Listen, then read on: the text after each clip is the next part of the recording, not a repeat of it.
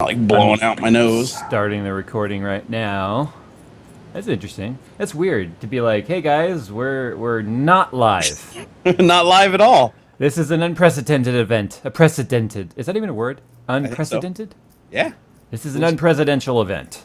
Just roll with it. Tech Talk is not live this week. Might be live next week, maybe. I'll be honest, I kind of like the pre-recorded things so far because we were running late and we're like, doesn't matter. Yeah, you guys don't even know what time it is right now. And you're not gonna. It's tool time!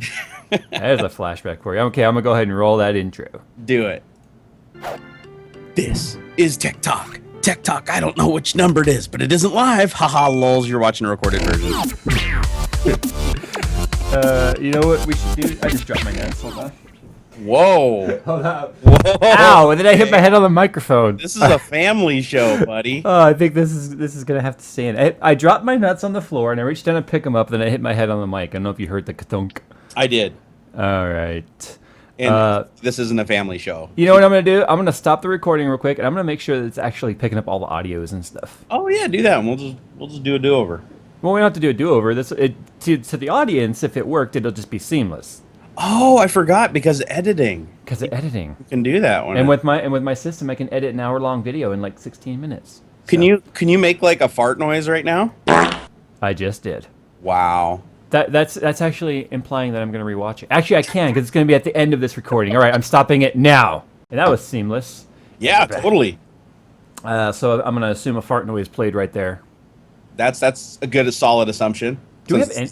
We have no topics. We don't have like anything. This is the most unprepared I've ever been for a Tech Talk. Have we ever really been prepared? Maybe once. And I'll be honest, it wasn't our best show. Because I mean, we've had outlines and things, but we tend to not really, do that. Your camera, I just want to point out, is focused on your camera, not on your face. Oh, really? I can't tell because it's just a little box. Hold on. Let me go into little settings here. Like your 5D is awfully sharp, but your face is... No, leave it that way. Leave it that way, actually. No. It does wonders for your complexion. Whoa. That was a little bit off. Wait, is that in the ballpark? No. You're still focused on your camera. Here, let me just do autofocus here for a second. Whoa, that's way off. There we go. Leave it. There we go. Locked. Okay, cool. Locked. So apparently this is Tech Talk setup. Yeah. It usually is for the first 15 minutes. Even see, and that's the funny thing is, even though this is a recorded show, and Jay and I could just keep going, hey, let's just start over, or let's redo. We're not, because we're lazy. And not only that, our newbiness is kind of what keeps things us. Yeah. Hey, guess what? I got a package to open on air today. Oh, I received this today. Guess who this came from? Oh, I'm gonna guess it's I Am Apropos, because we got ours. Yes, it is. The baby was playing with it earlier. You let your baby play with an A-bomb? I sure did. You are fucking irresponsible. Come on. All right, you ready? Uh-huh. Ooh. Don't drop it! Don't drop it! Weapons of mass plushie is what he calls it. I almost went all Sarah Connor there. Well, that's actually a really cool plushie, man. Thanks, Paul. Even though he's like not watching live right now. But hey, Paul, leave it down in the comments. But he's watching now at the time of you saying that. If he saw it, then he's watching it now. That's true. That's true. Dude, look. He's all trying to get me to promote his little stickers. Look at this. He wants little stickers in my cake. I'm going to put them all over everything. You just did promote him. I did. And wow. And that's what's up. I haven't seen too many portrait layout business cards before. That's kind of unique. I know. Well, it's weird because it's like the text is one direction, but Paul's the other direction. It's like it's multi-dimensional. It reminds me of those like license plate frames that are upside down, and it says, "If you can read this, please flip me over." Yeah, flip me over. Speaking of car talk, yes, I have a car again. Well, I had a car before, but I have like a car worth mentioning.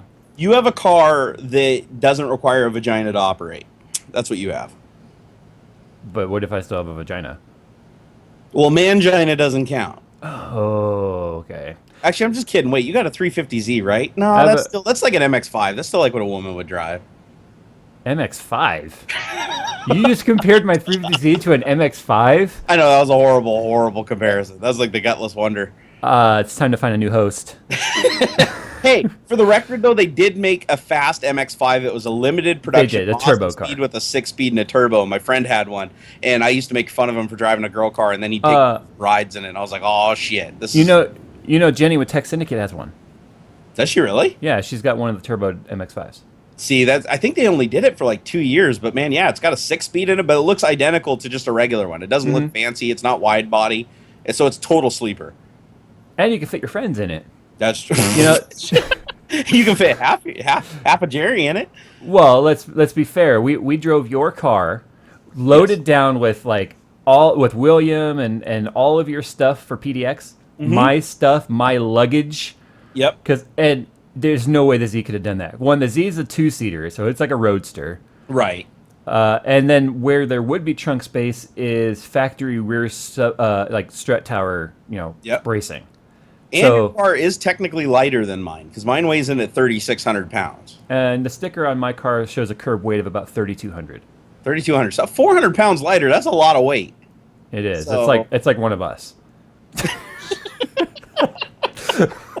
That's like one less passenger. One less passenger. One less American passenger. There we go.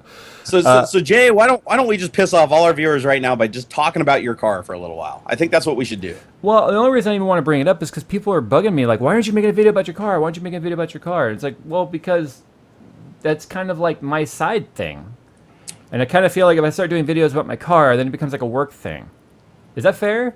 I think that's actually fair. That's probably like I think it'd be okay to do like a recreational vlog style video of your car, but it shouldn't be like a regular thing that you do. Like I'm kind of doing the same thing. I get a lot of people that request my car because the whole STI rally thing. All the rally guys come out and be like Subaru, Subaru, but it's like if I just start making a bunch of those videos, then that's gonna piss a bunch of people off. I was surprised so many people were accepting of the car because I expected there to be just completely fanboy flame wars all over the comments. But it seemed like, for the most part, people are fairly respectful and accepting of the Z platform. Yeah, because I think that year of Z platform, if I'm not mistaken, is based on the Infiniti G35 chassis. Well, the G35 and the 350 are essentially the same car. They're essentially the same car, which basically makes it a rebranded Skyline. I don't know how that works out, but I can tell you that the G35 and the 350 are different in the sense that the G35 has a back seat and the Z doesn't. It's not much of a back seat, and if you have legs, you're not going to fit back there. But its chassis is not as rigid as the 350 because they ditched a lot of the bracing that you find in the 350. So the 350 is more of like the actual track car, where the Infiniti was kind of more like the luxury car. Right, but I do think a model of the G35 overseas was sold as the Skyline GT. That was the same year and same type of body styles the 350Z is based on. So technically, the pedigree of your car is a Nissan Skyline. If you want to go back to the brass tacks of it, everybody loves Skylines. If you don't love a Skyline, then you're just a dickhole. I would have to kind of research that. I'm not sure how closely related they are. I mean, the Z platform really is the heritage of the 280 Datsun, and then the 300ZX, and then the 350Z. So it had its own lineage. No, right. I'm just wondering here. I'm looking at some pictures right now of I just did a search for 350Z Skyline, and I mean there are a lot of pictures Skyline on the back, badging on the cars. But you'd probably want to look up Z33 because that's what the JDM designation was. Because in Japan it was called a Z33, not a 350Z. Oh, it's called the Z33 over there? Yeah. I don't know why they do that, but that's what they do. And like the 370Z is a Z34.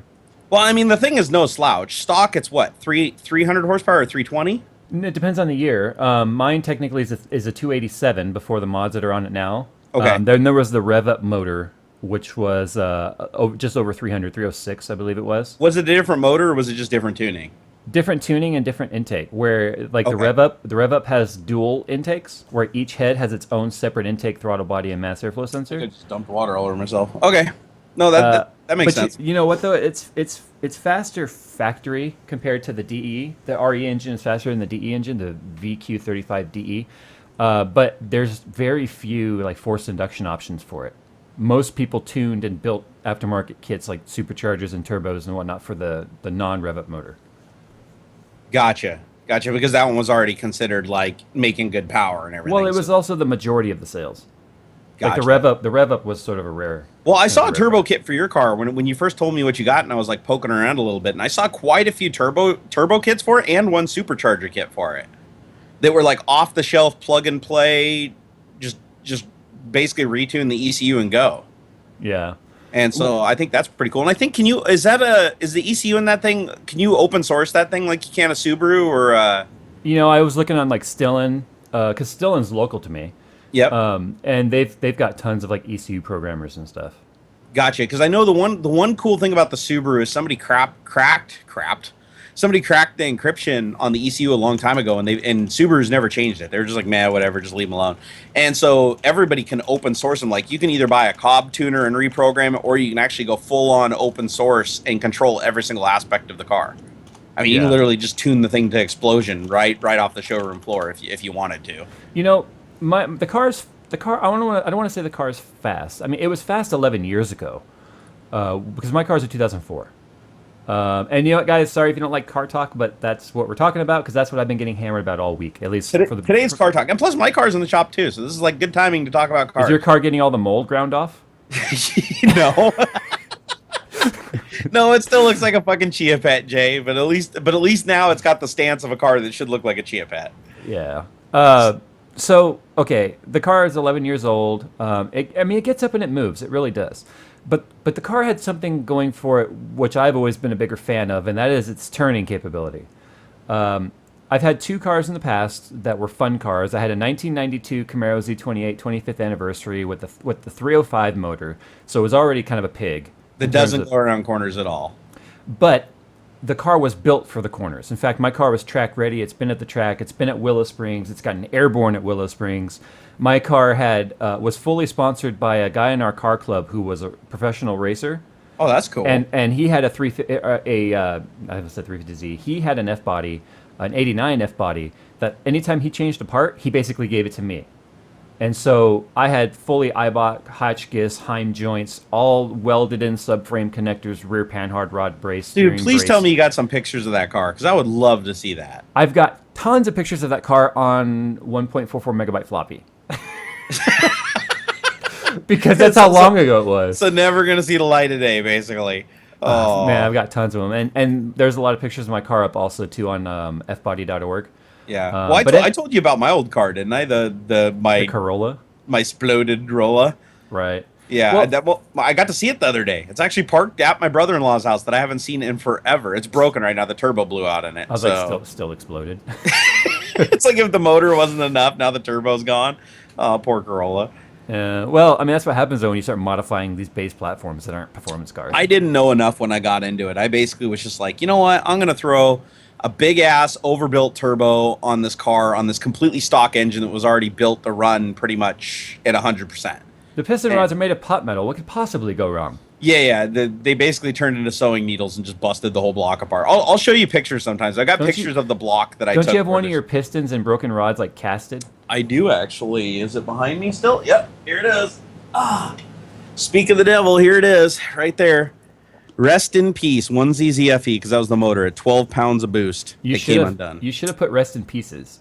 Rest in pieces. No, seriously, like, look, that right there, I didn't cut that. That's actually where it melted and came apart, and it busted the top off to come off. And it basically, like a sewing machine, just went, and two of them did this. I just took one of them and made a little statue, but it went around and punched holes through the block. So the block had like 5 or 6 holes in it, and even knocked the starter clear off the motor. And yeah, it was a complete loss. I couldn't salvage anything. I had a Ford Ranger, my first car, the 2.5 liter Ford, the same motor that all the Pinto guys used to turbo out. Nice. And it punched a hole in the block as well. It let go of me on the freeway. Dude, I had a Ranger too. I didn't know we were both Ranger background. I had an 85 Ford Ranger with a fuel injection. I had an 89, which had, I think it was the 2.9 liter in it. It's a little bit bigger motor. That's the V6. Yeah, no, I think it was the 6, and it went. It was a damn good truck. I love that truck. I drove the shit out of it. Although the brakes would fail in it every once in a while. My 2.5 liter Ford, or was it 2.3 liter? No, might be a 2.3. I don't remember. I put like 32-inch tires on it and a body lift and then a small suspension lift. I think topped out at like 82 miles per hour. It's just even with the new differential gears, it just couldn't hardly like pull that much tire. What was your very first vehicle? That 85 Ranger. It was the 85 Ranger. Yeah. You know what my very first vehicle was? Did I tell you? Mm-mm. 1976 Ford Courier with a Datsun motor. And it had 280,000 miles on it, and the floorboards were completely rusted out. I literally had to put plywood on the floor so that I wouldn't see the road going by Jeez. underneath the car, Flintstone style. That must have been great in a wet climate. This is the funny thing is parents, yeah, I know, right? Parents should buy kids safe cars, right? But my parents were like, no, you have to learn the value of money by buying your own car. So the only car I could afford was a $500 truck with 280,000 miles on it, and the brakes failed on it like 3 times. I had the truck was notoriously known for master cylinder failure. Jeez. So I'd keep rebuilding it, and it would keep blowing out the master cylinder. You know how scary that is when you're driving down the freeway and you go to tap the brakes, and it just goes to the floor, and you have to reach for the e-brake to save your ass? Or put your feet down. Like Flintstones. Jay, we've come a long way since the first vehicle, man. Oh my god, that's crap. You know, so my Camaro, which I mentioned, that was a turning car. That was a car that could pull over 1G in the lateral on a 1992 platform, a car that was fully steel. Right? Which is just weird because you think Camaro, you think drag car, you don't think track car. Oh, trust me, man. The third generation F bodies were phenomenal when you put the right performance suspension parts on them. The fourth generation were like pigs, no matter what. What was it? I want to look at the body style. It was a 92. It looks just like an IROC, but it had ground effects on it because it was factory. Oh my god, you had a track version of that? Yeah, absolutely. Mine was a medium quasar blue, and it had the 25th anniversary spoiler on it and the ground effects. What I love is that every picture that comes up when you search for a 1992 Camaro is they all look like drag cars. Every single one of them's got like the big louvered hood or giant hood scoop on it, and yeah, that was the thing. That was the thing to do. But I went a different route, and I love turning. I made friends throw up in the canyons. You did the same thing with that car as I did with the Corolla, where I took a perfectly good fuel efficient grocery getter and tried to make it into NASCAR. There was nothing fuel efficient about that car, dude. No, before I messed with it. Oh, okay. Well, my car. Before I messed with it, it got 34 miles the gallon. When I put the turbo on it, I was only like 22. Well, so you mentioned drag. Then I went the other route, right? When I got rid of that car, I got a 1995 Mitsubishi Eclipse GSX, which is a DSM. No, that's a car. And that was a tuner car. That was a straight line performance car. I just didn't like the feeling of the all-wheel drive stuff. And you and I talked about that when I was driving your car, I was riding with your car, and I was like, four-wheel drive to me, all-wheel drive just felt weird. I was a rear-wheel drive guy.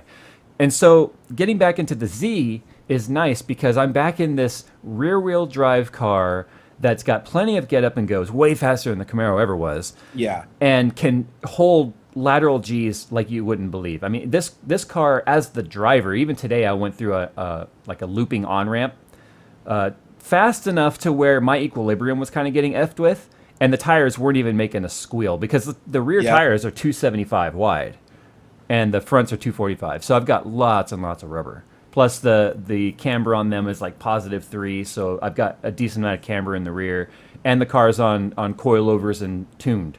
So yeah, the other thing is automatics. I find that when you're in a really high speed corner, they're a lot more forgiving. Because if you're completely geared to the engine and you feather the gas pedal even a little, like accelerate or come off it at all in a corner, the car wants to either understeer or oversteer. Well, yeah. I don't want the transmission doing anything in the turns. I put it in manual mode when I'm doing that. Oh, I've never driven that car in manual mode. I've only driven it in automatic mode. Is it pretty snappy, the whole Tiptronic thing? Yeah. I mean, like it doesn't take like 2 seconds to shift, like it does in like they take their sweet ass time downshifting. Like they're not as responsive coming down. So it kind of like thinks for maybe a second and then will come down, and that bugs me. So in fact, I was researching today some of the like Transgo shift kits and stuff for them. Yep. I'm hearing good and bad, but these things can be built up. But the problem is I'm finding a lot of forced induction kits are manual transmission only. And that's where I'm starting to realize, like, damn it, maybe I should have got a manual, because I wanted a car that I can cruise around in, and also the wife can drive if she needed to for some reason. And she can't drive a stick, so yeah. What about a supercharger? Because superchargers usually work really good on automatic. There's only two supercharger options. There's a Vortec, which is a centrifugal. You know, it looks like a turbo, but it's off to the side, and it runs off the serpentine. It's right on Vortec's own website. It says not compatible with automatic transmissions unless you run it in full manual mode. because apparently it hits the rev limiter or something. And then Stillen makes one, but that's a like a top mount supercharger, kind of like the Ford SVTs, which says it will work perfectly fine with automatic, and even comes with the remapping and programming for the automatic transmission. But I have to buy an aftermarket hood to make clearance. So, and I really like the way the stock hood looks. I don't want one of those hoods that look like a ricer hood, because the hoods that give more clearance all look like Fast and the Furious crap. Yeah, they all got like the giant bump on the driver's side or the passenger side, and look like you got a big motor. Or something. The bump on the driver's side, that was an Eclipse thing, and that was actually a necessity. That's what cleared the cam gears. Like I always wondered why they had that bump in the hood. That was actually functional, huh? Yeah, because the engine, even if it was an all-wheel drive, was not facing front rear, it was facing left right. Yep. And then you had your cam gears because it was dual overhead cam, and then those cam gears would stick up. And then the hood had that hump to clear the cam gear cover. That's crazy. But then people copied it as like, oh, that's a cool style. Like the Eclipse also sort of inspired the diagonal exhaust coming off the rear of the car, like at a 45. But that was only because the rear of the car, where the rear axle and stuff was, it was super short. So you couldn't fit like your HKS exhaust pipe in there, so you had to do it at an angle. Yeah. And then other people just started copying it because they're like, oh, that's cool. That's ricer, bro. I'm going to do that too. So even cars that didn't need it, like the 350Z, some people do it at an angle like that. That's no. I still think you got a cool car, but I still don't understand why the turbo isn't compatible with the automatic, unless it's just purely ECU programming or sensors or something. Because a lot of like drag cars that run really big turbos use like power glide transmissions with torque converters. But those are fully mechanical transmissions, where the 350Z is an electronically controlled transmission. So I don't know. Oh, okay. No, I've been trying to wrap my mind around that too, why forced induction turbo and the Vortex centrifugal charger would cause rev limiter issue. Yeah, because I was going to say every drag car that I've ever been in that runs like a power glide transmission always uses like a trans brake and 2-speed with a torque converter. I mean, because there's no way you could control a clutch. You can't do any of that stuff with these electronically controlled cars. That's why that's why the Turbo Hydro 700R4 that was in my Camaro, which was an automatic, would still chirp all the tires and had a high stall torque converter and could launch, because it was fully mechanical. You could do whatever you wanted through mechanics. Yeah, I was actually a little bit sad that the mechanic didn't call me and tell me that my pistons were leaking like a sieve, because I really, really wanted to build that motor ever since I bought that STI. Yeah. And I got to go for a ride in a 500 horsepower STI. I was like, I want my car to be like that. Yeah. But I'm one of those people where it's like, I can't rebuild a perfectly good motor. Like he said, it's all the cylinders are within 1 PSI. They did a 150 PSI leak down test of the turbo system, and there's no leak, less than 1 PSI lost. Yeah. I mean, so he's like, no, this thing's solid. Yeah, like, your engine is still super tight for 10 years old. Exactly. And they're like, and the funny thing is, I don't understand how, because I have just thrashed. We see how I drive that car. Yeah. That car gets thrashed. And then I even took it out to, Dirtfish once and did the whole Jim Connor thing back in the day, where I was letting their instructors just basically burn off the rubber in circles and red line, bounce off the rev limiter, and nothing. Things just fine. I tell you what, though, man, in a straight line, your car right now blasts mine. But in a corner situation, that would be a fun little duel. The problem with me is it all comes down to balls with that car, because my car has zero forgiveness. That's one thing I like about rear wheel drive cars, is they let you know when the ass is going, and you can pedal it and keep it going in the turn. With the all-wheel drive system, you're pretty much sticking like glue, and then it's like a rubber band snapping. The car just starts sliding sideways. I mean, there's very little angular control in an all-wheel drive car. So your options are go in and try to do a really, really, really tight turn without it breaking loose, or go into the corner sideways and just smoke the tires the whole corner. Those are your two options, because if you lose traction while you're coming around and out of the corner, the car just slides, and it's the scariest fucking thing ever. It happened to me a couple times when I was out at the Ridge, because it's got 25 millimeter sway bars on it. You go into the corner and you're like, man, this thing is gripping tight. So you get on it. You're like, yeah, I'm going to see how fast I can go into the corner. And when it lets go, it wants to do a 180. Yeah. Like, it doesn't give you any warning or nothing so that you can get it back with the wheel. So, I mean, I had some serious close calls out there. There's a road out here, and we'll get off the subject here in a second, guys. We're just getting it out of our systems. We're car guys. I'm a computer guy, I'm a bike guy, and I'm a car guy. Car guy. All right, so my brother-in-law, Frank, you met him. Yeah, no, Frank. He was over here, and we were jacking up the rear end, and we were readjusting the coilovers, and just getting the car back where it belonged. Because the guy who had it before me was like Stance Nation kind of dude. And I Yeah, was like, screw this crap. So we're old. We don't have time for that. yeah, I put the right size tires on there, nice wide beefy tires. Got it off the ground. The thing was practically straight Did to you the put ground. white walls on it, Jay? Come on, let's be Yeah, age put some accurate. Dayton's on it while I'm at it. You remember Dayton's, the Yeah. wire wheels? Yep. Oh my god, dude, I'm old. You just Okay. made me feel old. So I went for a little test drive, and I came back and I told Frank, I was like, dude, get in the car. You got to feel this. So there's a road kind of back here in the neighborhood by the elementary school that's kind of got a quick left and a quick right, right? And there was no other cars or anything going through there, so I got on it and loaded the right side, and then immediately unloaded the right side and loaded the left side in this kind of a chicane. And of course, I yanked the wheel hard. I mean, Frank can even tell you, I grabbed the wheel and I just yanked it hard. And the rear end started to come around. Like, it completely started to want a 180 out. Yep. But I stayed on the gas just slightly, and then just slightly countersteered, just a little bit, and completely smoothly brought the car back around straight, so that by the time we made it through the turn, we were already pointing at the apex and went through the turn.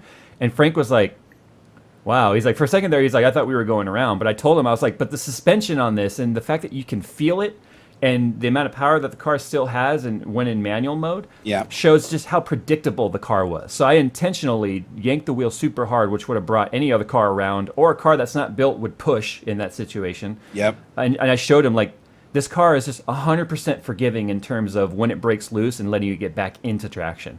Where, a lot of cars, when they Yeah. start to get loose and they start to countersteer, the car will snap back real harshly and then, kind of jerk around. That didn't happen at especially all. if you try to lift. Oh, that's the like thing. You don't last lift. thing I you didn't wanna do in a lift. slide. Yeah. No. You said you kept on it, and Yeah. that's especially true in all-wheel drive. Yeah. If you try to lift on an all-wheel drive, even if you're going into a corner and Mm-hmm. it feels like you're going a good speed and you just lift, the car instantly goes into a around. slide.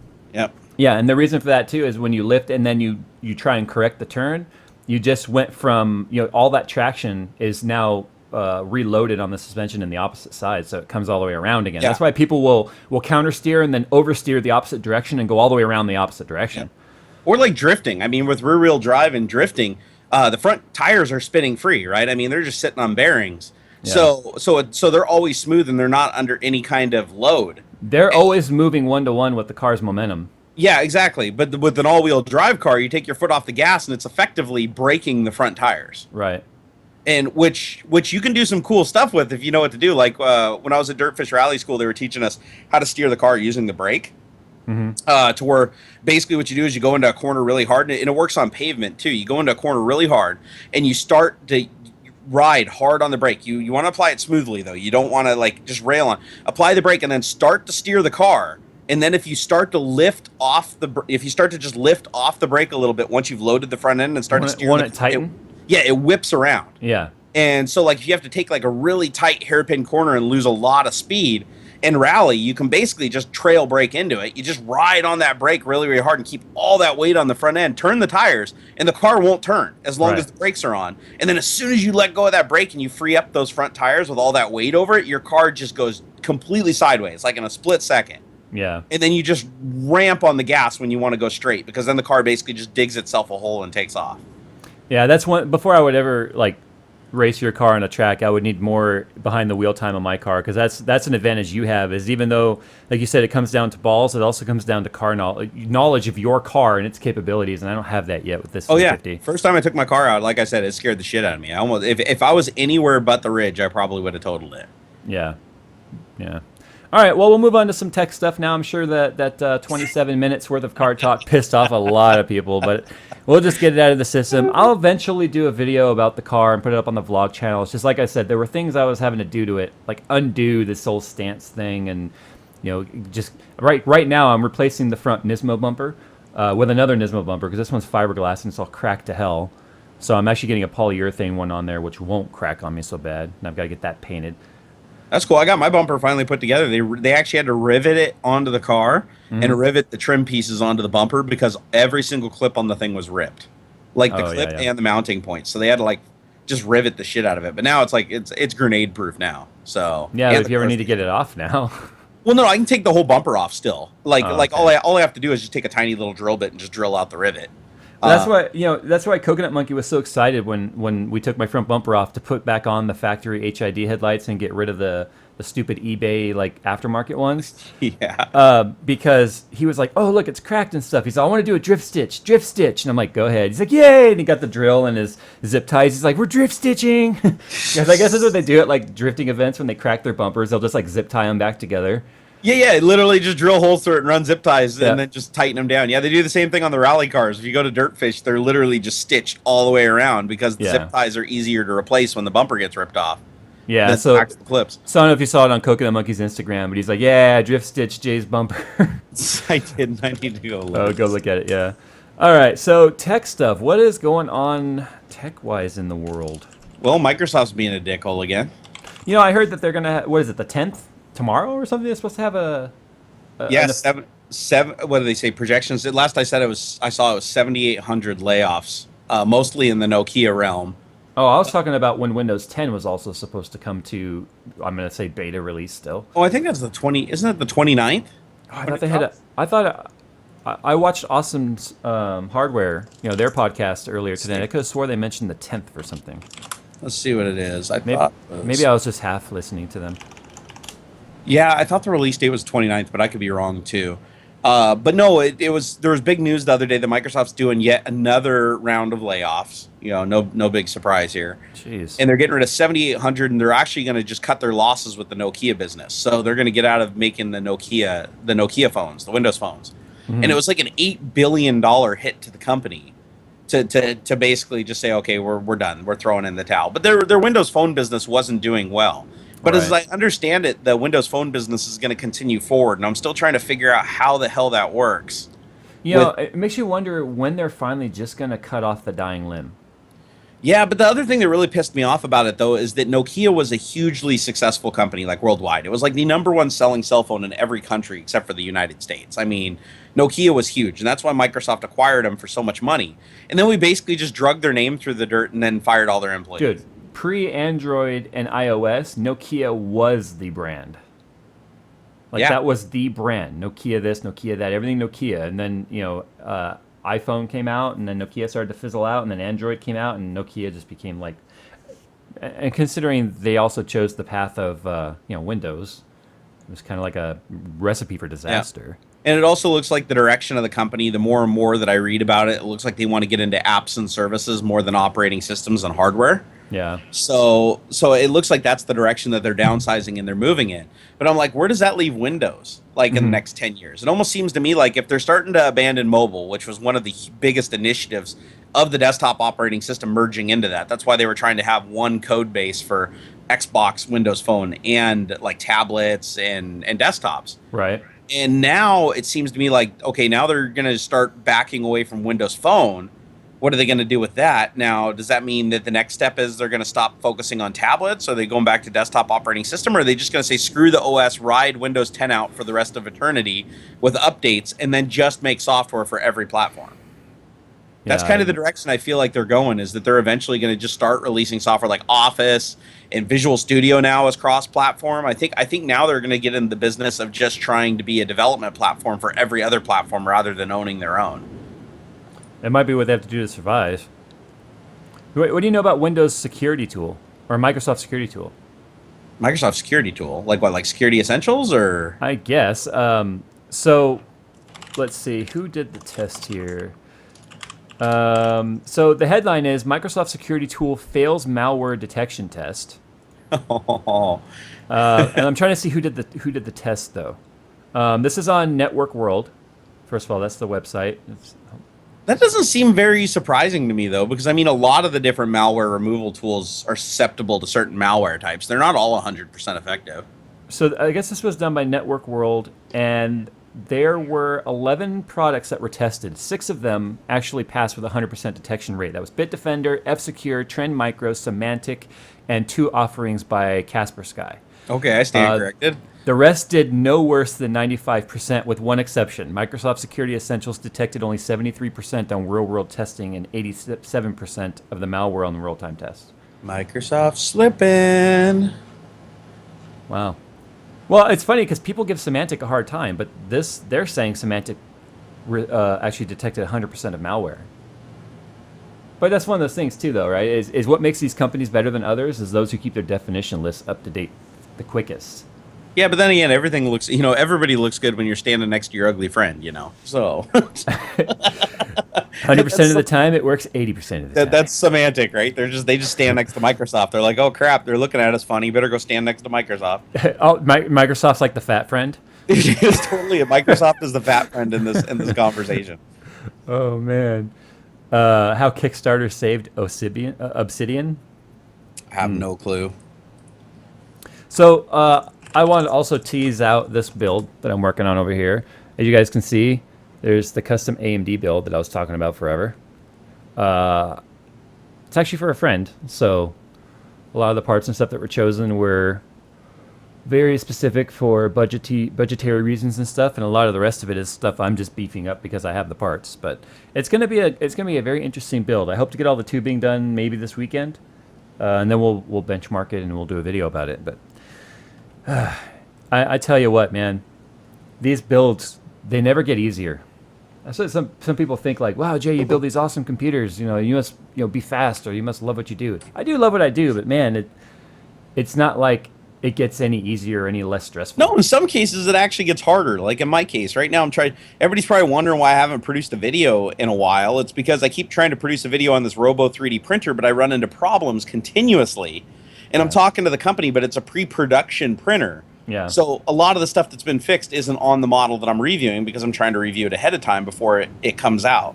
And so even me, somebody who has all this knowledge of 3D printing, I'm still learning new things constantly as I go, right? I mean, it's a game that changes all the time. Same thing with building computers. Running tubing and stuff might be the same, but there's always new components. There's always new things that operate at different heats and temperatures. There's always different cases and different airflows. I mean, everything is kind of a unique project. Right. Right? I mean, it's not like you just keep turning out the same machine where it's like, oh, I figured out how to run all the tubing perfectly for this one case and this one motherboard and this one graphics card. I'm just going to keep doing this over and over again. It's like every time it's different. Every time there's a new learning curve. Yeah. Well, by the way, I just looked up the Microsoft layoff thing. Just to be clear, 7,800 employees are projected, and 66% of them are going to be from Microsoft's Finland-based staff. So, yeah, so Finland's losing 2,300 jobs.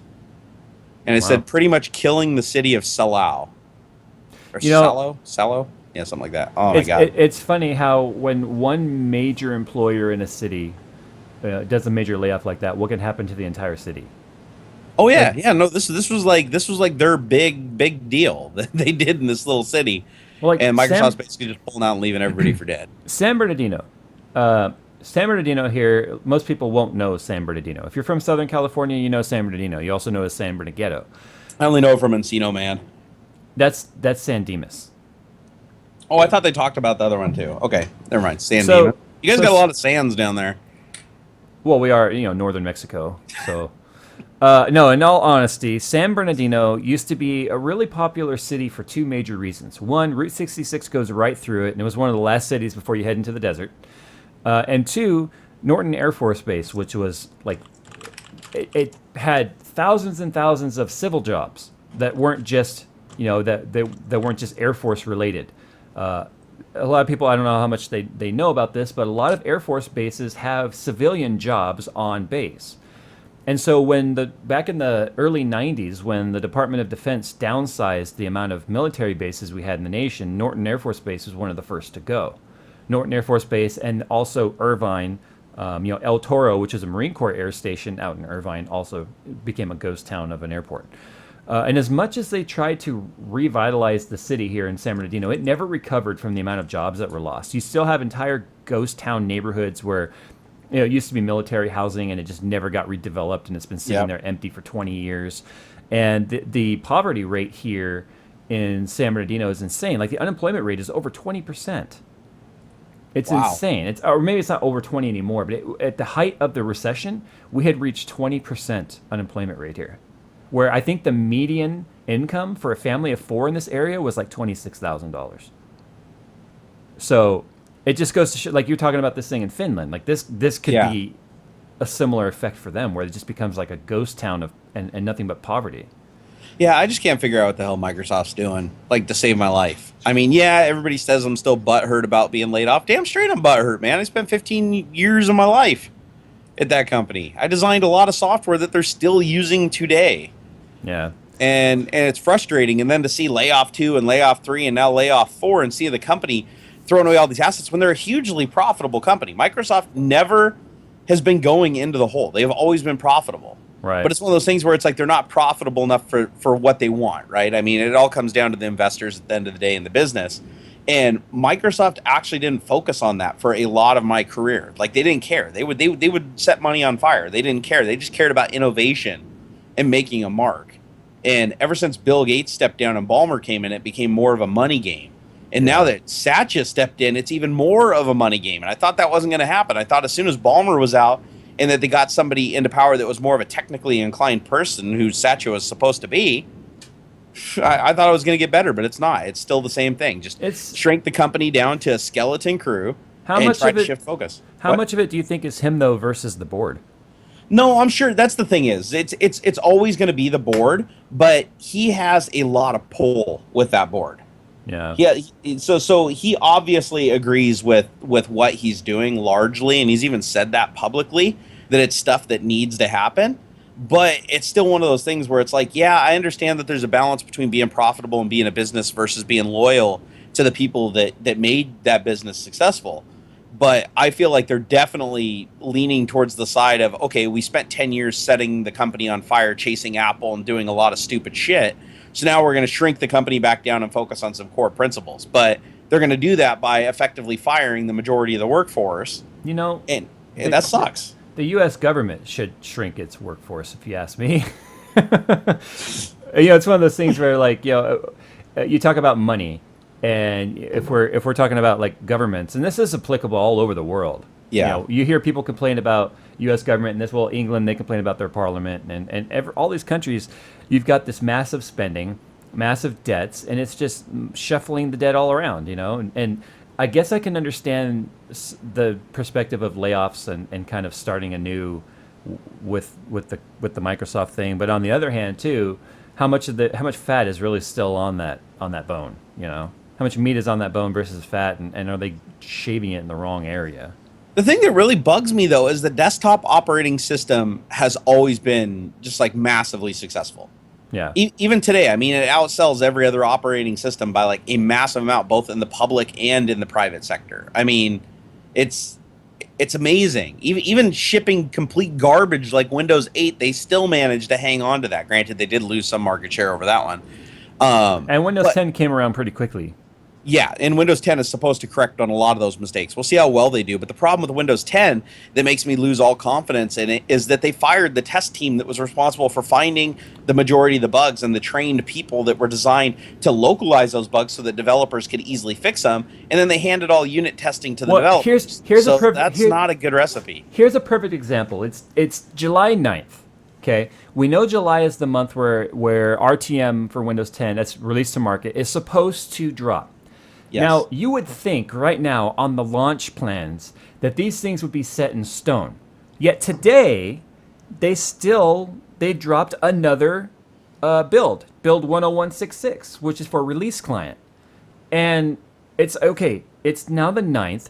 This article is saying here that it is still supposed to be mid-July when Windows 10 is supposed to release to market.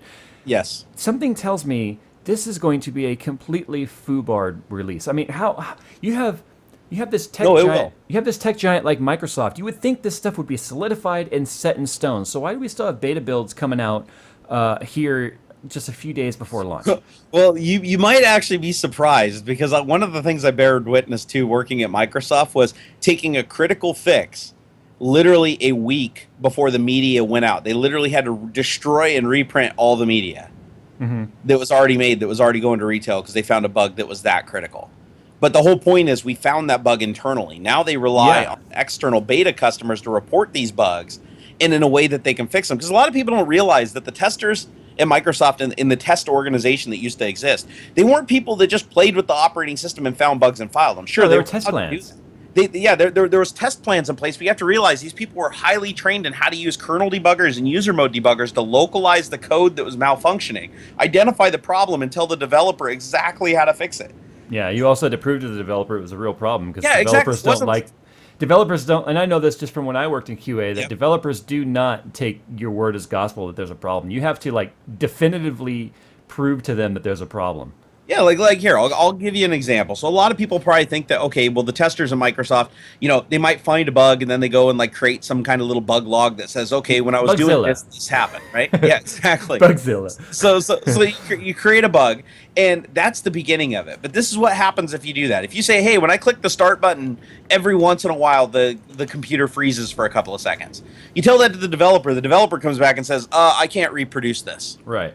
He says, sorry, I need you to reproduce the issue. Or steps to repro. Exactly. So you have to have steps to repro. Now you can't, let's say it's a transient issue that doesn't happen all the time. So you can't produce a reliable set of repro steps. And the developer isn't going to sit there and hit the button 250,000 times until it actually happens.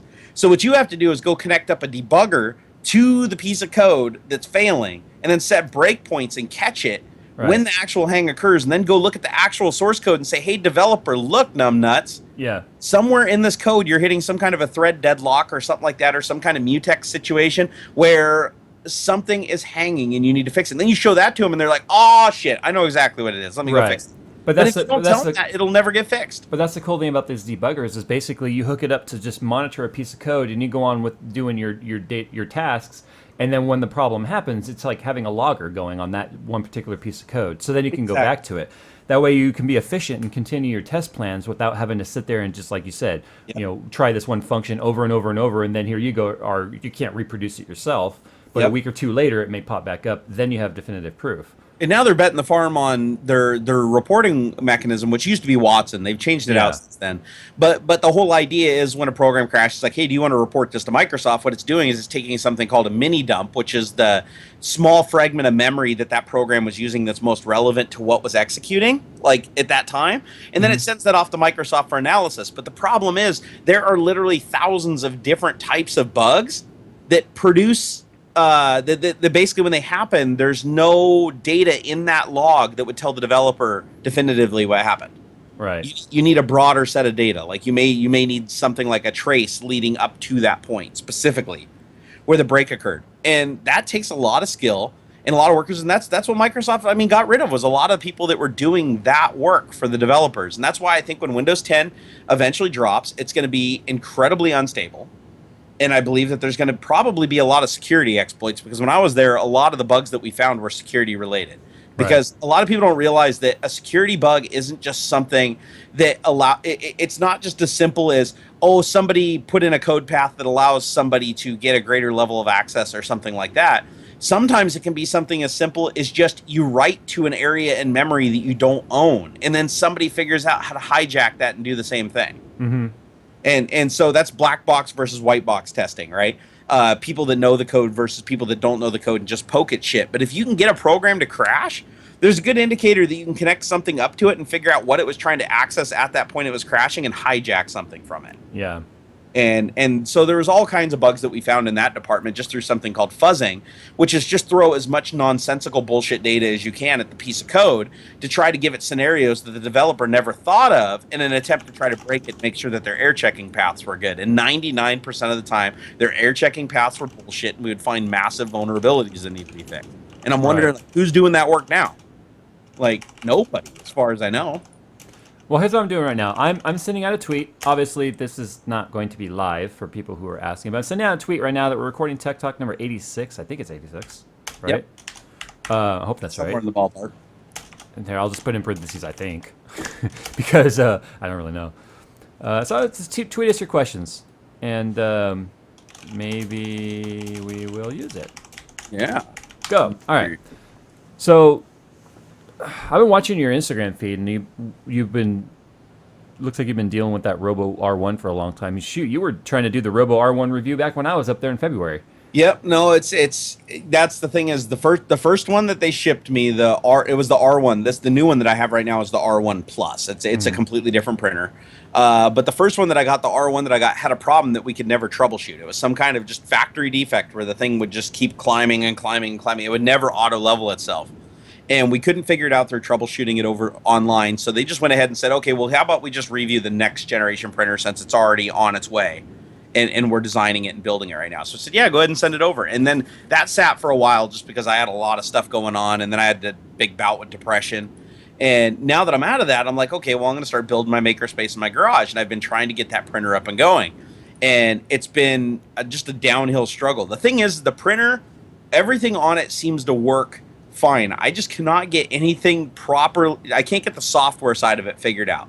Right now. That's the biggest thing that I'm struggling with right now is the printer seems to be working, but I'm having trouble getting things to stick to the build plate. I'm getting the auto leveling mechanism, getting that perfectly dialed in. That's what you were having. That's what you were having problems with in February was the auto leveling. Yeah, and that printer was the auto leveling just straight up didn't work. At least on this printer it works, but I can't get the offset dialed in just right so that when it starts printing, it's laying down material. And usually you can do like a little manual adjustment on these printers, but they changed out the motors and the drive shafts that basically move the motor, so they're a lot tighter when the motors are running, which is great for resolution, but it makes it really hard for me to manually correct it. So I have to dial it in software, and it's just a very, very lengthy process to get it dialed in. But they've assured me that the models that ship, I think in a couple of weeks, they're coming in. Each one of those units is factory calibrated.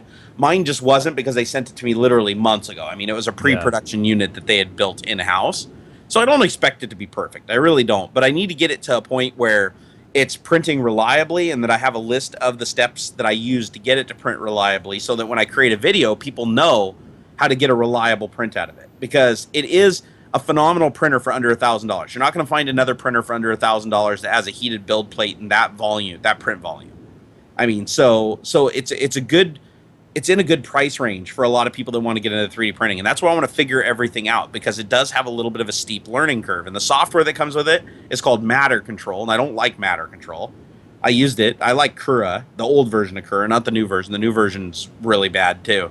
But I'm going through all the steps to basically program in something called G code so that Cura does a perfect print on this printer. And once I have that, I can give it to people in the video so that anybody that buys the Robo can just fire up Cura and just have a perfect print. And that's what I want to do. That's my goal. And it's just proven to take a little bit longer than I wanted. All right, I got some questions here. Shoot. All right.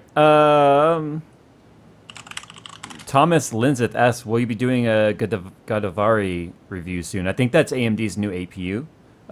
Don't have that planned. AMD can still afford to create another thing? Wow. Oh, everyone's waiting for Zen. Zen is supposed to be the rumors all say that's supposed to be the real competition to the mainstream CPUs, like the I guess it would be Broadwell for Intel, or Skylake, whatever. But then again, we all know what happens though when there's a lot of hype. Like the Fury X was hyped, and then it just kind of fell a little bit short of its exactly, and that's hype killed it where it would have otherwise been like a good thing. If they had just kind of been like, hey guys, we got a really cool GPU coming, and not like put on this whole song and dance and pony, what Dog and Pony show Titan Killer. Yeah. Let's see. Street Guru asks, how come I never see anyone with twisted hardline tubing? Because it'd be nearly impossible to twist it uniformed so it looks even. Not to mention you can't twist and bend. That'd be terrible. Someone should build a machine that does that. Twisting? Yep, twisting and bending. Yuri Man says, what the fuck are you recording? Isn't TechTalk live? I'm so confused. Well, you're watching it right now, aren't you? Maybe Good he enough. is. No, guys, just so you know, just to be clear, TechTalk is going to remain live starting next week. We're just working out some bugs right now. Got to work some kinks out of it though, because the last 2 live shows that we tried to do, we had massive internet problems, and we got to get those internet problems resolved so that when we do a live show, it's actually a show and not just 20 minutes of us going, it's everybody freezing every like 2 seconds. Don't worry, steps are being taken. I figured you guys we could get a recording this week or no Tech Talk at all this week. So hey, and the last 2 just got cut up, so we had to do at least 1 complete show. Ted Garcia, and I'll let you answer this one, Jerry. Yep. Ted Garcia asks, why are Intel chips better for productivity as compared to AMD? Because productive people are not poor people. That's why. That's the short answer. Remember, guys, if you want to unsub me for that answer, go to Barnacle Nerdgasm channel and make sure you unsub him as well. Here's the interesting thing is, okay, so productivity is a little bit of a loaded word here because there are some productivity things that the AMD processors, having 8 true cores, actually outperform the Intel chips with the hyper-threading. Yeah, I have 8 true cores. Yep, well, depending on which Intel chip you have. The thing with the Intel chips that I've found is just they generally have faster cache on them, especially when you're getting into the higher end stuff like the Z Online and stuff like that. The AMD really doesn't have an equivalent for. And the 6 and 8 core AMDs have shared L2 cache per 2 cores. Yeah, so it depends. It largely depends on the operation that you're trying to do. And another thing is I don't think the CPU is that big of a deal in productivity anymore because they've gotten to a point now where they're fast enough to take care of all the secondary work, and the GPU is slowly becoming the primary entity for all computing in the computer.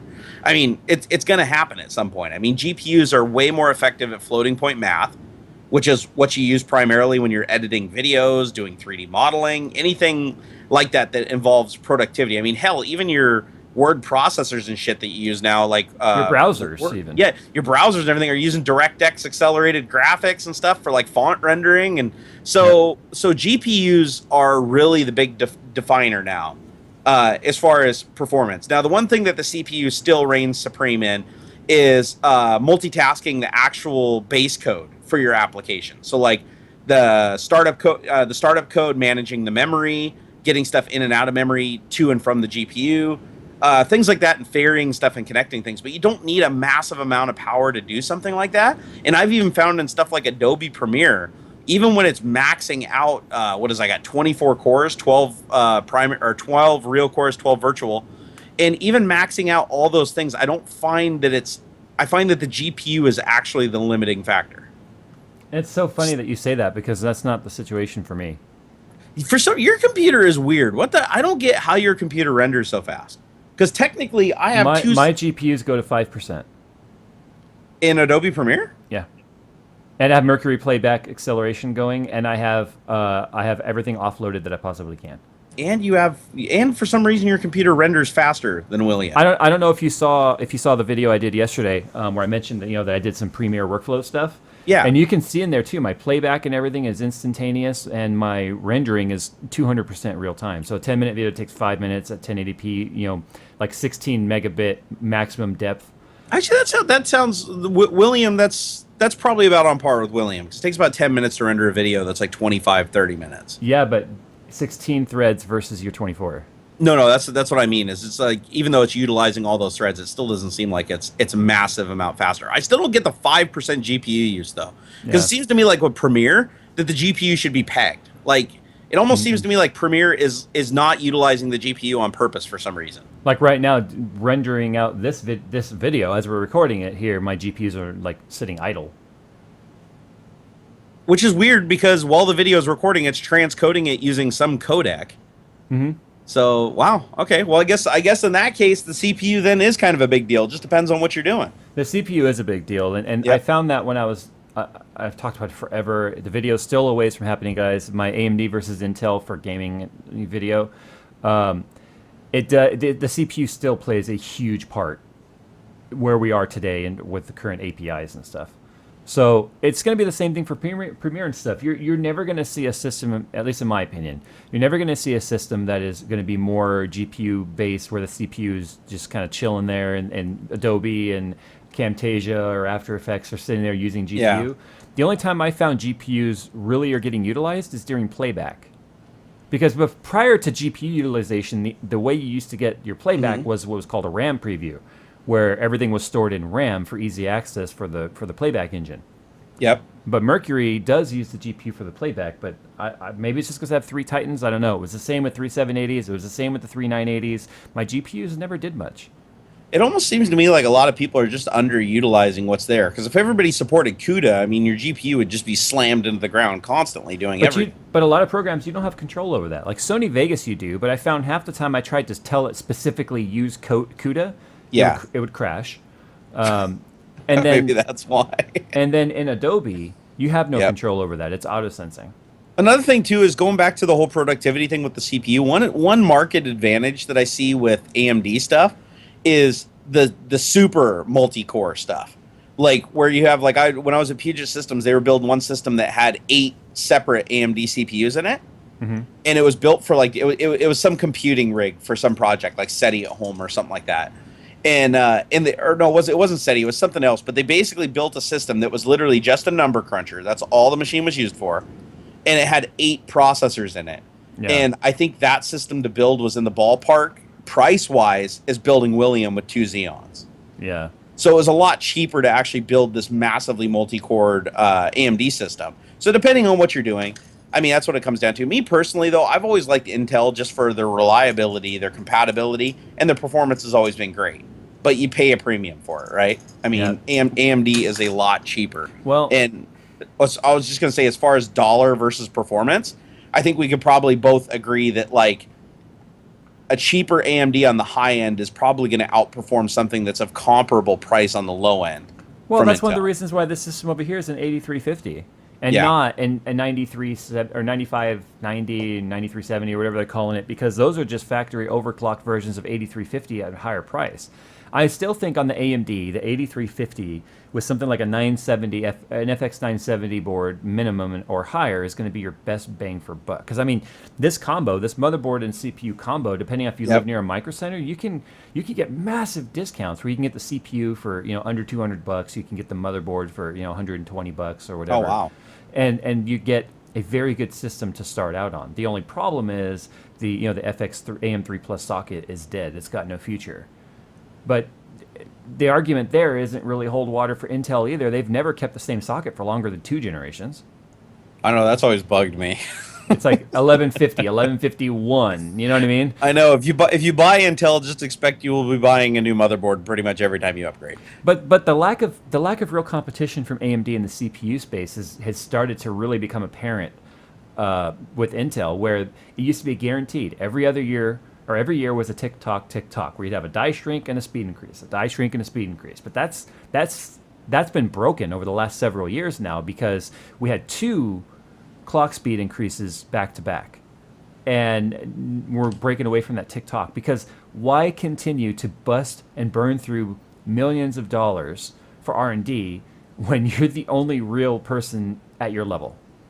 That's true. What's the reason to push? What's the reason to get faster and better? And so I'm hoping Zen next year does great.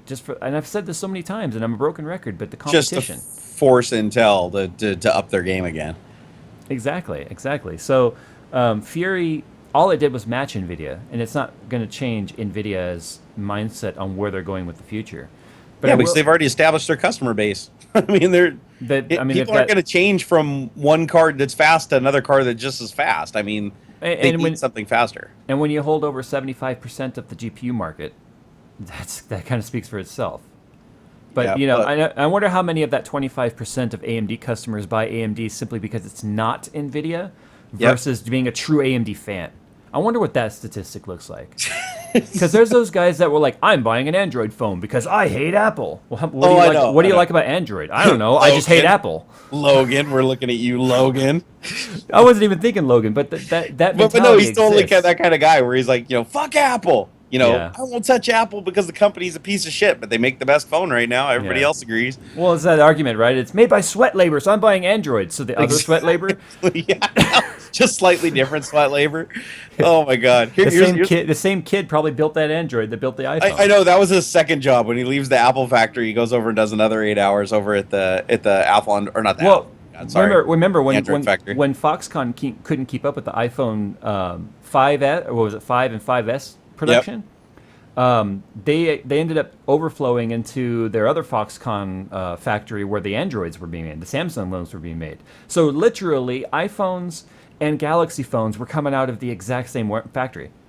Ooh, so if you own a Galaxy phone right now, well, this was previous generation. This was like about a year and a half, 2 years ago. But still, it doesn't change the fact that if you own a piece of technology, if you want to stand on a leg of I'm not going to buy things that are built by 7-year-old Chinese kids, then you shouldn't own anything with a battery at this point. It's like the technology equivalent of people that don't buy stuff that has GMOs in it or wasn't or was grown, No MSG, no MSG. No, When you go to the Chinese no place, it says no MSG. MSG. It's like, what is MSG? I don't know, but it doesn't have it. Exactly. It's like it's like they put no trans fats on the chips label. It's like, oh, that's great. There's no trans fats. Saturated just like fats with through the computers. roof. It's like I buy stuff because it's fast and it works good. I don't buy stuff because it was made in a factory that has flower pots in front of every worker. Although I do wish that could happen. Oh man. Well, the fact remains, Chinese conditions are Chinese conditions. There's not much we can do about it, and it's not like we can get away from it either because we're kind of stuck. I mean, I guarantee that every single person watching this right now has several items in their house that were made in China, and if they don't think they're made in China or they say made in the USA, look at what it's required to say made in the USA. It means just the label. The USA. label was made in the USA. The label affixed in the USA. No, I saw that one time. I bought something that it said on it, the label looked weird. I looked at it and it was like made in the USA, and I looked closer on it down to the bottom and it said a product of China assembled in like not Montreal, where was it? Montreal, USA. The future is here. Sorry, Canada. Spoilers. No, but I thought that was funny that it was like the big print on it was like the American flag and it said made in the USA, and then under it it's like a product of China, and then it was like assembled in Chicago or something like that. No, I've literally seen labels too that were like, that was like manufactured in China, imported by Mexico, assembled in Indonesia. It's like, what the freaking heck is going on with this? Your cell phone's been to more countries than you ever will by the time you open the box. I've literally seen label that had 3 different like countries that have touched it, and not one of them were the U.S. I know, and like 2 of them were probably actively at war, but it like doesn't matter. Commerce. Yeah. Well, it's kind of like Apple and Samsung still suing each other, but yet Samsung still sources Apple the A processor. Oh, here, yeah, I know, right? Or how Apple uses like more of the. I love it. It's like, we're gonna see you in court. We're gonna see you. We're still good for coffee on Friday. Yeah, okay. Oh, we're taking you to the court. Yeah, or like Steve Jobs. Fuck you, Bill Gates. You stole everything. Hey, can I use Azure for the Apple Store? Is that cool? Is that cool, bro? Your data center's pretty sweet. Can we use it? We're good. Okay, good. We're good. All right, see you Friday. You coming to Sophie's birthday party? All right, you better be there, you son of a bitch, or I'm suing you. You better be there, man. Remember, I got that lawsuit on Monday. Meet you in court, bitch. I swear that's how these companies are. It totally is. Oh my god, it's so fucking two-faced. Oh, DK86 asked a good loaded question. What do you guys think the possibility of Microsoft buying AMD? Good, bad, or ugly? You guys rock. Well, I'm going to say absolutely not. I don't think that there's any fucking way that Microsoft, after dropping Nokia and losing $8 billion, is in any way, shape, or form interested in buying another hardware manufacturer. I can see the headlines now. July 10th, 2015, Microsoft acquires AMD. July 15th, 2015, Microsoft lays off all of the AMD team. It's like, what? Like 9 months later, it's like AMD is no more. Microsoft sells AMD to Procter and Gamble. I don't know. Right now, if you're a small tech company and Microsoft approaches you to buy you, what do you do? If large tech companies say fuck no, because one guy gets a payday. The guy that was the mole at Microsoft. We were walking through the outdoor mall the other day, and the wife goes, "Hey, look, there's a Microsoft factory store," and she's like, "I didn't know they made those." She's all, "It even looks like an Apple store." Oh yeah, they've completely chased Apple. The whole beginnings. Like this is the funny thing is I worked at Microsoft during the time to witness all of this go down. So they used to make the Windows. Remember, Windows Mobile used to have the 6.5 operating system, they were like the only good. Huh? I hated it. You hated it? Okay, well, a lot of people liked it, especially people that were in business, because it was one of the few phones that just integrated seamlessly with enterprise and all that. It was like the only phone at the time that you could actually get Microsoft Exchange email on. Pretty much. And then BlackBerry came around. But yeah, true. BlackBerry was like a big threat. But this is the thing is it dominated the market, and Microsoft got complacent. They were just like, well, everybody's buying Microsoft smartphones, so we're never going to innovate. And literally, they didn't innovate. The phone was the same for like 3 or 4 years. I was using the same technology, only slightly faster, same shitty operating system, same graphics. Yeah, I had an HTC Tilt. Yeah, it was fucking horrible. It never changed. It was like the least innovative piece of technology Microsoft ever did, but it was because they were sitting at the top of their game. Then iPhone comes out, and you look at them side by side, and you're like, holy shit, Atari versus, like, PlayStation 4. Yeah. It was that big of a gap, and Microsoft was, oh shit, we didn't know they were working on that. Oh, fuck. So what did they do? they just scramble together everybody, and they're like, fuck it, let's just smash Windows 8, or not Windows 8 at the time. Let's just smash our mobile operating system together and stick it on and make it awesome. And they pulled out like half the functionality that made Windows 6.5 appeal to business people because they were so busy trying to appeal to the customer. And then they ended up in this huge gray area where it's like everybody that was a customer already wanted the iPhone because it was the best thing in the consumer space, and everybody in the enterprise wanted a Windows 6.5 phone because the new one was a piece of shit. Well, it didn't help. iPhone, I kind of feel its popularity came amongst its exclusivity with AT&T. So the people who couldn't have it wanted it, right? As humans, you can't have something you want it. And then when it became, available on Verizon, which was the next network, and then like 2 months later it was available on T-Mobile and everybody else, suddenly it became like everyone was like, screw iPhone, we want Android. Yeah. You know what I mean? Yep. I completely agree with that. But anyways, back to the AMD point, I don't think there's any way in hell Microsoft's going to buy AMD. And if they do buy AMD, I'm seriously just going to throw my hands there and be like, fucking what are you guys doing? Seriously. Like, you're going to drop the mic. It's like, I don't even know what they're doing anymore because seriously, they buy Skype, they fuck up Skype. We're probably going to hear next week that they're laying off the entire Skype team because they couldn't keep Skype working. Skype goes back into beta. Yeah, exactly. So Skype's taking a step backwards. They did the everybody remember the Kin? Yeah, you probably don't remember the Kin because Microsoft spent billions of dollars developing that cell phone that was a total fucking flop, and they literally turned around and dropped it like 3 months after the project shipped. Yeah, like completely gone. And that was who did we acquire for that? It was the guys that made that stupid fucking taco phone. Well, this is a perfect segue into another loaded question. God, there's so many people asking AMD questions. Engage, yeah. It was the Engage that the guy that made the Engage was the guy that Microsoft actually acquired to design the Kin, and it was a fucking flop. Okay, so I know this seems like there's a lot of AMD talk, but AMD's kind of what's being talked about right now because of the 300 series, the Fury series, and Zen, hype. So Spicy on Twitter asks, will AMD exist in 5 years? And then Christopher R. Miller replies to him and says, as an AMD fanboy, that's a good question. Man, I don't know. It's hard to say if currently where we are in these crossroads, if any tech company could still technically be around in 5 years, let alone AMD.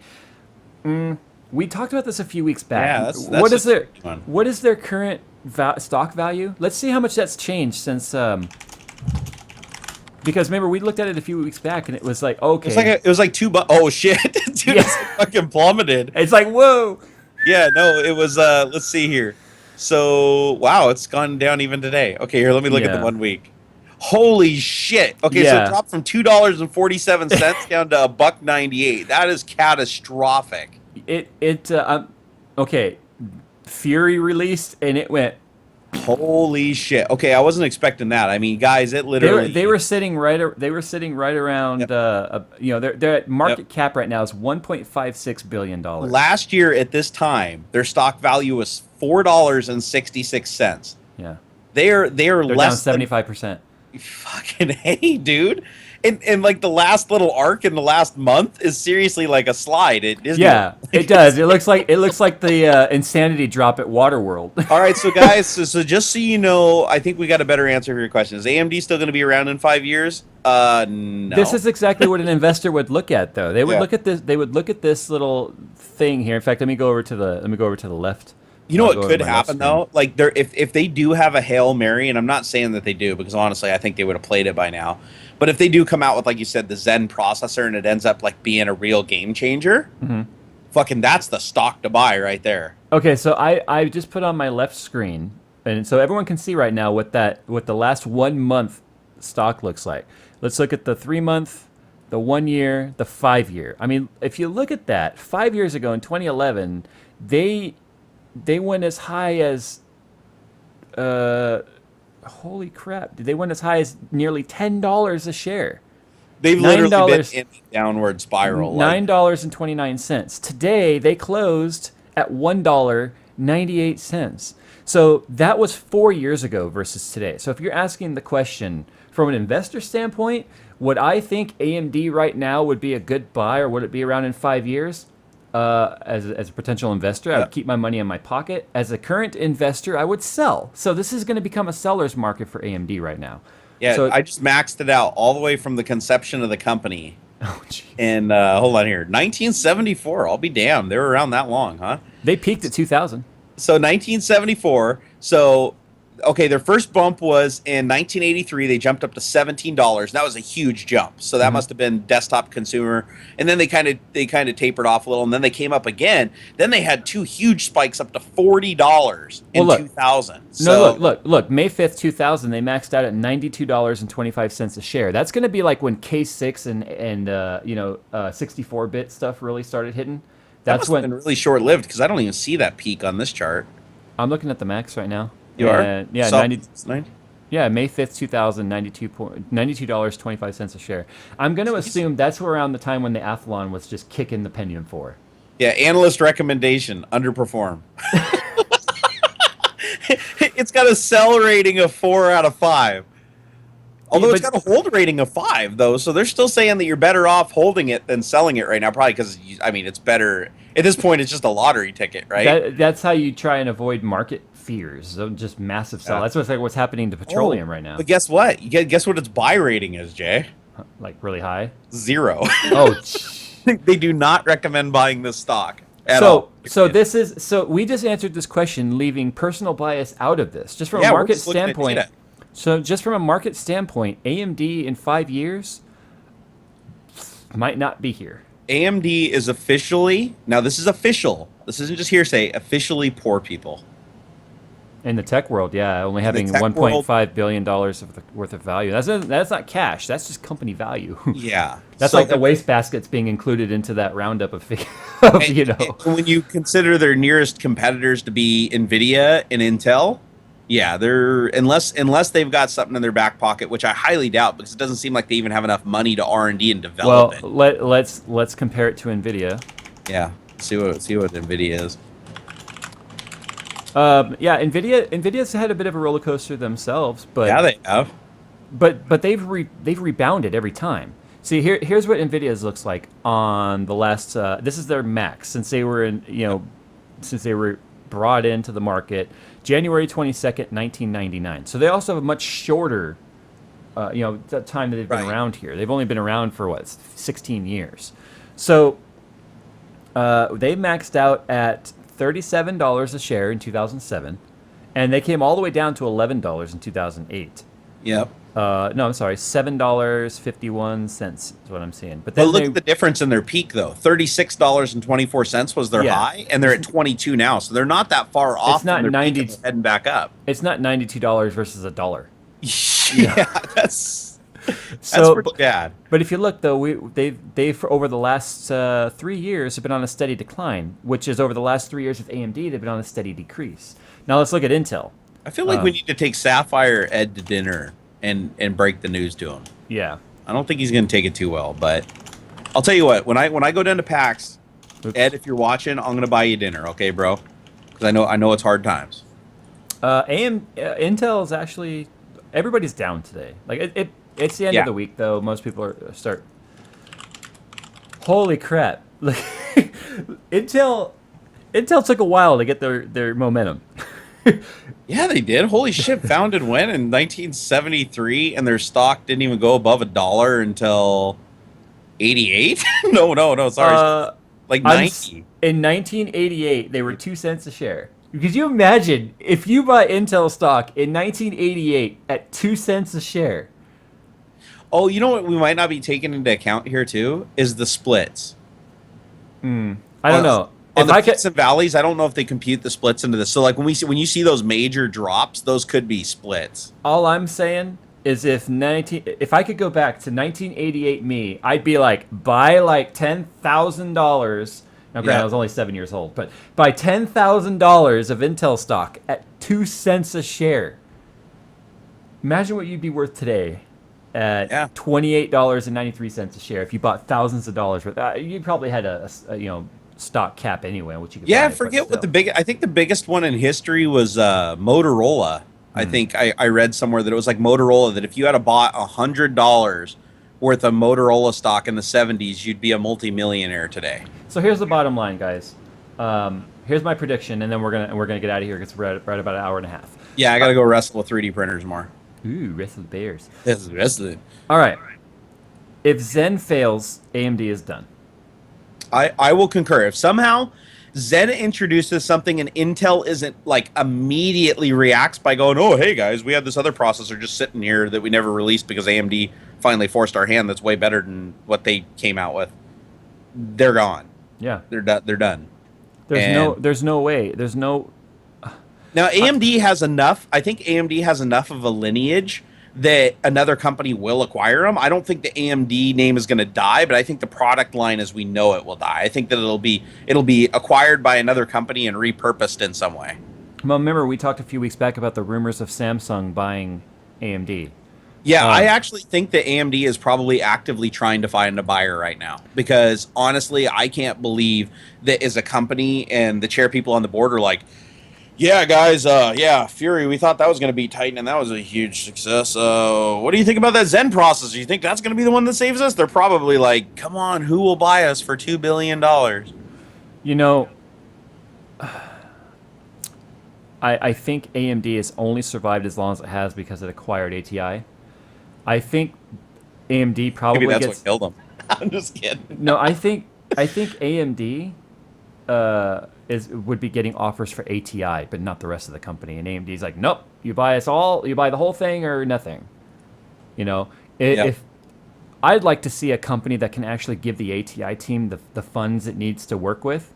I'd like to see them get bought out by a company. Let's be honest. ATI gave Nvidia a run for their money multiple times, over the years. There was a time when the ATI equivalents that came out were just smashing, and Nvidia was like, "Holy shit, we got to pull our head out of the ass." And there was a time when ATI at the time had better driver quality. Yeah.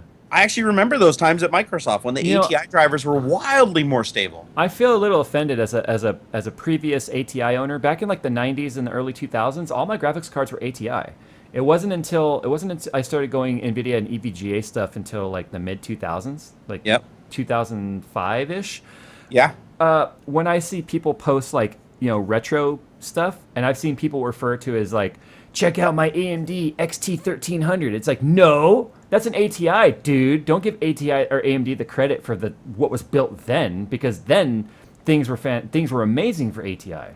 ATI right now, unfortunately, has they got bought out and thought they were getting Danny Warbucks, but instead they got something else. Yeah, they got bought out by a soup kitchen.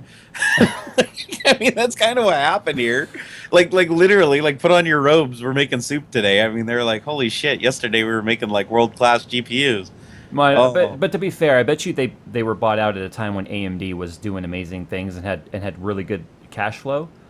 And unfortunately, that's just not been the way. We've all seen tech giants can fail. Circuit City is no more. Remember Circuit City? Yeah.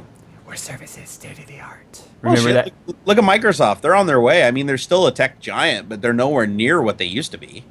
Yeah, I know. They laid off 20,000 people. Yeah. I mean, they used to be a 100,000 strong employee company that literally was making $15 billion profit a year. Yeah. And they're nowhere near that anymore. I mean, and I blame that on them chasing after the mobile sector because Microsoft was so butthurt about Apple having that iPhone. That literally rung through the company for most of my career. Yeah. When that thing came out, I remember it was so much butthurt that when I bought an iPhone, I finally did because we didn't have an offering at the time, right?